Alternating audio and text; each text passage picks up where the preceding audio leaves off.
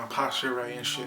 What up, man? It's your man Young Super and all that. You already know who it is. Happy New Year to everybody out there watching this video. Hope you guys have intentions set for 2020. Get this money, New Year's resolutions and all that. Maybe you got a fitness goal. Maybe you got like a monetary goal, creative goal. I hope you all achieve your goals and all that, because I know I got goals and I'm trying, you know what I mean?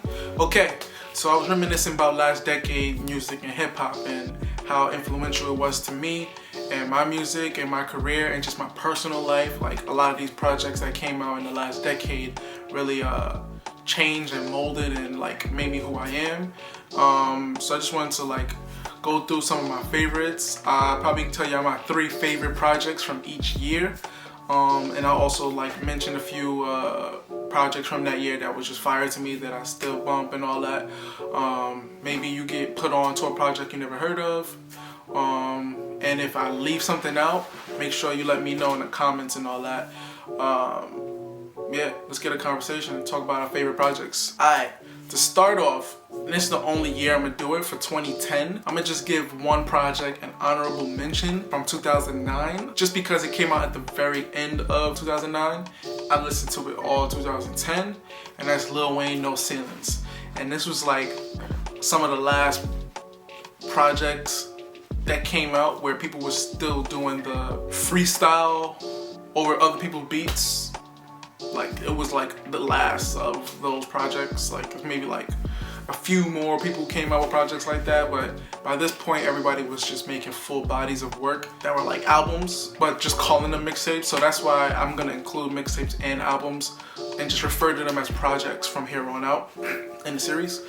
No Ceilings was like crazy. I still remember that time the first time I listened to that shit over Run This Town.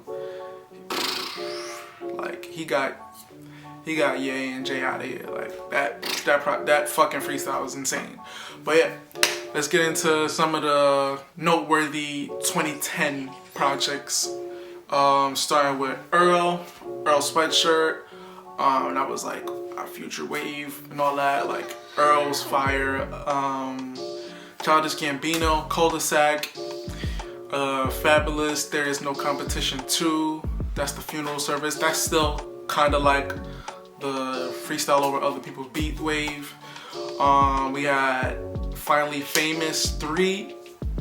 That was my introduction to Big Sean, and I was like, yo, this project is crazy. Like I just knew that he was gonna be a big artist. I was like, yo, dude is sick. Like why isn't enough people talking about him? Like I remember that Lemonade shit. I remember fucking, what's it called? What you doing? Bullshitting. Fucking, yeah, he just had mad like fire shit still on there that you could like, go back and bump. Longevity as far as projects, Cushion Orange Juice stood the test of time. I listened to that shit the other day. Was like, wow, this project still goes. Cushion Orange Juice is Wiz Khalifa, if you don't know. Moon Music 4 in 2010 would probably be in my favorite 3. In 2020, not so much, because of projects that I still bump. I still listen to Moon Music 4, and there's still a lot of songs on there that go, but it's not my favorite Moon Music. And Moon Music is a series by Joe Budden, if you didn't know. In 2010, that helped me a lot. But yeah, like right now it's like probably number 4. And like right behind that will be Friday Night Lights by J. Cole, which was my introduction to J. Cole. And I still bump a lot of fucking songs from there. Like that was such a fire project. Like probably his best like non-album, like his best mixtape. Let's get into my favorite 3. I'm gonna start with From the West Side with Love by Dom Kennedy. Now, the reason why this spot is not taken by Moon Music 4, which it could have been, was because I heard of this project the next year.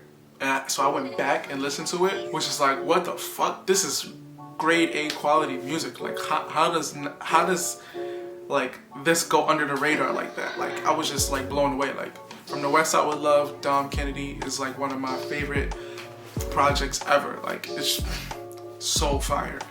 And then now I live in LA. For those that don't know, I'm from New York. And I was bumping that shit while I was there. And I'm like, yo, this dude from LA pretty sick. Like Long Way Home, Hotel, Home, what did I say? Home Alone. So many fire songs on that album. But yeah,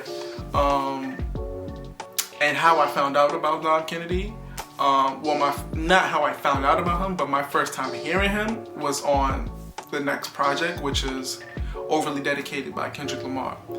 And I went to I think I went to Kendrick's first show in New York, and I immediately knew that, yo, this dude is a fucking star. Like, it's gonna be, he about to fucking take off, and he did.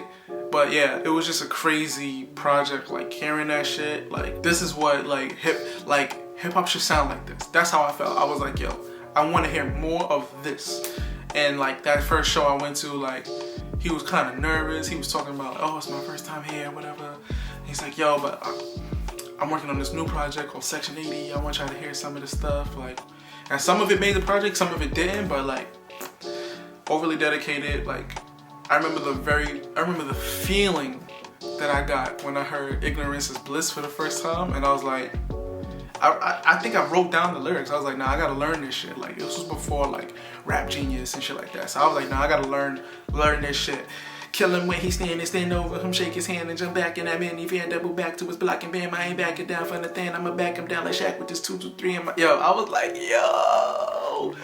And the beat was so like, yo, that, I'm about to listen to that shit after this video. Like, all right. And now for 2010, I feel like this is like unanimously everybody's favorite project for that year.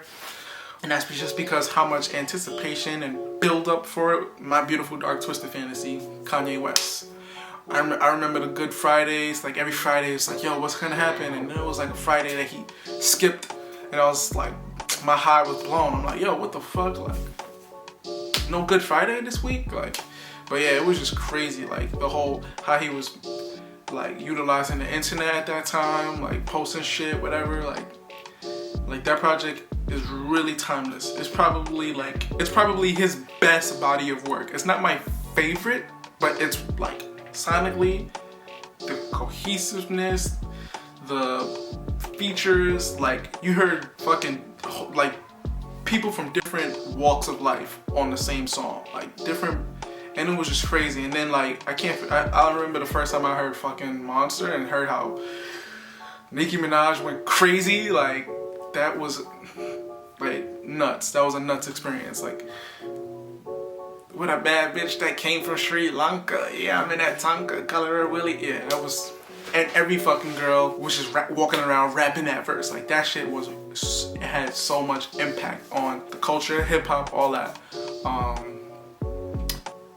Me being a rapper / producer, I just wanted to fucking recreate all of those beats. Like, I'm pretty sure it was Bink on there, I don't know, fucking Mike Dean, all of them. Like, yeah, it was a beautiful like experience sonically. It was very, in the aesthetics of everything, it was just like art. Like, one of the most impactful albums in hip hop ever. Top 20 projects in hip hop, I think everybody would agree on that. Like, my favorite project, if you was wondering about Kanye, is Graduation, but I can't deny what My Beautiful Dark Twisted Fantasy did for the culture. Yeah, I can't think of no other 2010 albums or projects that should be noted. Actually, did Teflon? I don't know if Teflon Don came out that year, but I gotta look that up because that should be on here if it is. Stay tuned. 2011. Happy New Year and all that. Once again, superflykai.com and all that. You heard?